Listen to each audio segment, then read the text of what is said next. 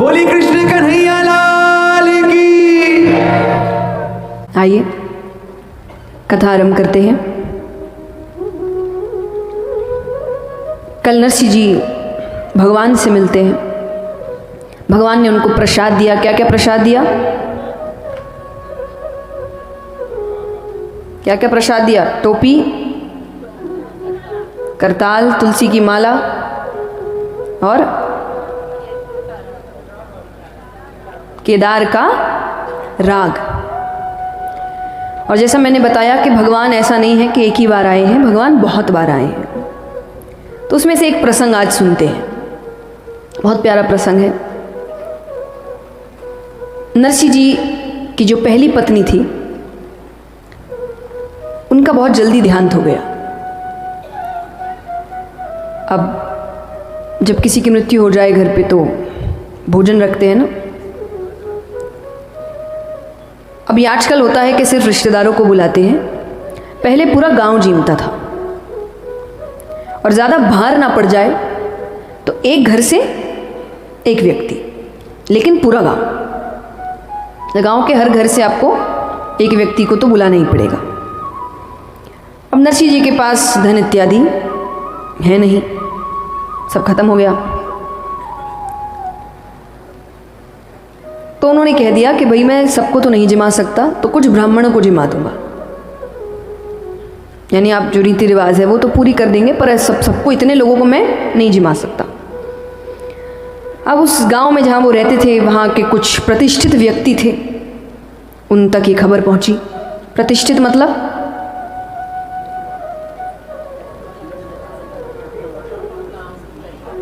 पैसे वाले और नामी और कौन कौन?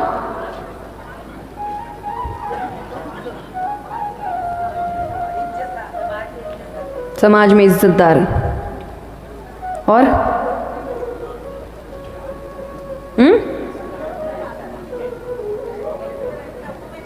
इन्फ्लुएंसर, ये अभी का काम। और जमींदार लोग, पंचायत में जो बैठते थे वो।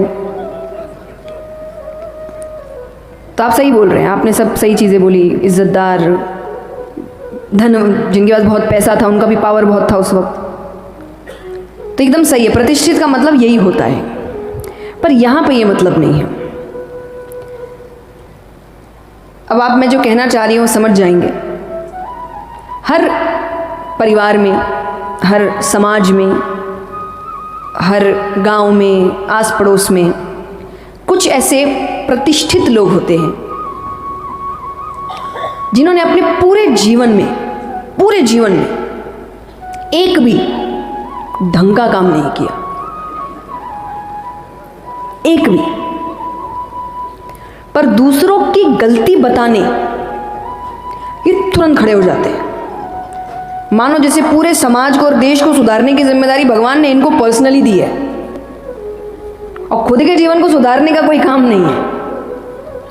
हर परिवार में एक ना एक जिसका काम सिर्फ कमी निकालना है। आप अच्छे से अच्छा काम कर लो, वो कमी ढूंढ ही लेता है। हाँ कि ना? जितनी जोर से आपने यस बोला, मतलब आपके तो दिमाग में कोई आ भी गया है ना। होते परिवार में तो बिल्कुल होते हैं, खास करके जब आपके घर में शादी होती है। कुछ आएंगे, आप 10 सब्जियां रख लो खाने में, वो एक ढूंढेंगे जो नहीं है, ये वाली नहीं रखी। उस समय जवाब देने का मन करता है, आपके घर में जब हो तब आप रख लेना। मेरे घर की शादी है ना, मैं अपनी मर्जी की सब्जी रखूंगी। और एक चीज देखिए, मुझे बड़ी अटपटी लगती है। हम सब यहाँ इतने लोग बैठे हैं, हम जब भी, और कई बार ऐसा हम भी गलती से कर देते हैं जो नहीं करना चाहिए हमें। जब हम किसी की शादी में जा रहे हैं, किसी परिवार में कुछ खुशखबरी है, उसके फंक्शन में जा रहे हैं, 2 लोग अपनी नई जिंदगी शुरू करने वाले वहां जा रहे हैं, मुझे लगता है उस दिन ना हम और आप स्पेशल नहीं है। उस दिन वो 2 लोग जरूरी है। तो सबको मिलके उनको अच्छा फील करवाना है। उनका लाड़ चाव करना है, उनके आगे पीछे घूमना है, ना कि खुद के आगे पीछे लोग क्यों नहीं घूम रहे उस पर लड़ना है। भाई मुझे ये नहीं पूछा, मुझे वो नहीं। आज आपका दिन नहीं है, आज उन दोनों का दिन है। तो आज सबको मिलके उनका लाड़ चाव करना है। पर हम हमारे पीछे लगे रहते हैं, मुझे ये नहीं पूछा, मुझे ऐसा नहीं किया, मुझे ये नहीं बताया। अरे आपकी शादी थोड़ी है, तो मत करिए। उस दिन अपने बारे में नहीं सोचना है, उस दिन उनके बारे में सोचना है। उनका दिन सबसे खूबसूरत हो, वो याद करे उस दिन को कि मेरे रिश्तेदार, अभी देखिए मगर धीरे धीरे बच्चे क्या कर रहे हैं, शादी छोटी करती जा रहे हैं। क्यों? वरना एक बात बताइए, जब बड़ी शादियां होती है, इतने रिश्तेदार आते, किसको मज़ा नहीं आता? इतना हो हल्ला होगा घर में, इतने लोग अगर अच्छे से रहे, लाड़ चाव से रहे, नाच गाना हो, कितना मज़ा आएगा, हाँ कि ना? पहले आजकल लोग रिश्तेदार नहीं बुला रहे, पहले तो पूरा पूरा गांव आता था शादी में, लेकिन पूरा गांव सहायता करता था, पता ही नहीं चलती थी कब शादी हो जाती थी। सब किसी के घर से गद्दे आ रहे हैं, किसी के घर से तकिए आ रहे हैं, किसी के घर से भोजन मिल रहा है, पूरा गांव एक हो जाता था। इसीलिए गांव को भी बुलाया जाता था। आजकल रिश्तेदारों को भी नहीं बुला रहे। कहीं तो गलत जा रहे हैं ना हम, कहीं तो कुछ हो रहा है जहां पर लोगों को लग रहा है अरे भाई छोटे में ही अच्छा हो जाएगा। जब समझ आ जाए ना दिक्कत हो रही है तो दिक्कत को ठीक करते हैं, वरना मज़ा देखिए सबको आता है। अगर इतने लोग एक साथ इकट्ठा होकर आनंद से रहे ना, मुझे नहीं लगता कोई भी युवा बोलना चाहेगा कि भाई शादी छोटी करेंगे। मज़ा उनको भी आता है। और छोटी का मतलब ये नहीं दो लोगों में कर रहे, वो उनको बुला रहे हैं जहाँ उनको पता है कि ये मेरे लिए खुश होंगे। वो उनको नहीं बुला रहे जहाँ उनको लग रहा है कि ये अपने बारे में ही सोचेंगे सिर्फ। तो यहाँ पे ऐसे प्रतिष्ठित लोगों की बात हो रही है। तो ऐसे 4-5 लोग थे उस गांव में, उनको पता चला, उनको लग रहा है ये तो हमारा काम है, हम ठीक करेंगे इसको। आ गए नरसिंह जी के पास, नरसिंह जी गलत है, आप ये नहीं कर सकते, ये तो हमारे रीति रिवाज के खिलाफ है, ये तो ये है, ये तो वो है। नरसिंह जी ने कहा मैं जानबूझ के थोड़ी कर रहा हूँ, आपको पता नहीं मेरी स्थिति क्या है, आपको पता नहीं मेरे घर की स्थिति क्या है, आपको लगता है मैं इतने लोगों को जिमा सकता हूँ? और अब मैं सबको निमंत्रण दे दूं और कुछ को खिलाऊं और कुछ को खाली पेट भेज दूं, ये तो और गलत बात है ना। जितना मुझसे हो सकता है उतना मैं कर रहा हूं। वो फिर समझा रहे हैं नहीं नहीं, वो आप देखिए आपको कैसे करना है, आप सोचिए आपको कैसे जिमाना है, आप तैयारी करिए। नरसिंह जी के मैं नहीं कर सकता।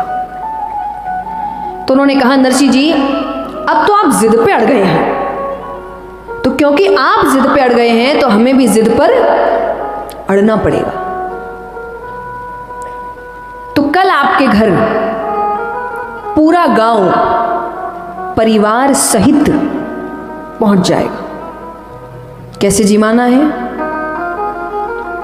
क्या जिमाना है, आप देखिए। ये बोलकर वो चले गए। नरसिंह जी की तो सांसें ऊपर नीचे, बहुत बड़ी बात है भाई। और उस समय तो समय ऐसा था कि आसपास लोग क्या कहते हैं, समाज क्या कहता है, इससे बहुत फर्क पड़ता था। उनको बहुत डर लग रहा है। अब परिस्थिति हाथ से बाहर होने के बाद नरसिंह जी क्या करें? वो तो भगवान को मनाने लगते थे, उनको तो कुछ भी हो भगवान को मनाते थे। तो भगवान को मना रहे हैं, मेरी सहायता करिए, मुझे कुछ बताइए, मैं क्या करूं, मेरा मार्गदर्शन करिए। अब यहाँ पर वो 4-5 व्यक्ति गांव के थोड़ी दूर एक चाय की दुकान थी, वहां जाके खड़े हो गए। पहले आदत थी ना, काम के बाद कोई ना कोई चाय की दुकान पर कहीं ना कहीं सब मिलते थे, इधर उधर की बातें करते थे, फिर अपने अपने घर जाते थे। तो सब आके बैठ गए, चाय पी रहे हैं। अब एक ने कहा कि आज तो बड़ा मज़ा आया, दूसरा कहे असली मज़ा तो कल आएगा, असली तमाशा तो कल होगा। इनको आनंद आ रहा है किसी को तकलीफ में देख के। उस दुकान पे 2 सेठ आते हैं। दोनों ने आकर कहा कि भाई आपके गांव में कोई बड़ा सेठ है क्या? व्यक्तियों ने कहा क्यों, क्या काम है, उस हिसाब से बताएं कौन सा सेठ हो सकता है। बोले हम द्वारिका जा रहे हैं, हमें वहाँ एक ज़रूरी काम है, तो हम 700 रुपये लेकर जा रहे हैं। कितने रुपए? अब कल मैंने आपको बताया जिस समय की बात हो रही है उस समय 1 रुपया भी बड़ी बात थी, तो 700 तो जल्दी से किसी के पास होते ही नहीं थे। तो वो कहे हम ज़रूरी काम से जा रहे हैं, 700 रुपया द्वारिका लेके जा रहे हैं। अब हमें नहीं पता था कि जूनागढ़ से द्वारिका के बीच एक जंगल का रास्ता आता है। पहले डकैत इत्यादि जंगलों में ही बैठते थे कि इसी रास्ते से कोई आया तो उसे लूट लेंगे। बोले हमें ये बात पता नहीं थी कि जूनागढ़ से द्वारिका के बीच ऐसा रास्ता आता है। तो आपके यहाँ कोई बड़ा सेठ है जो हमें द्वारिका की हुंडी लिख के दे दे। हुंडी मतलब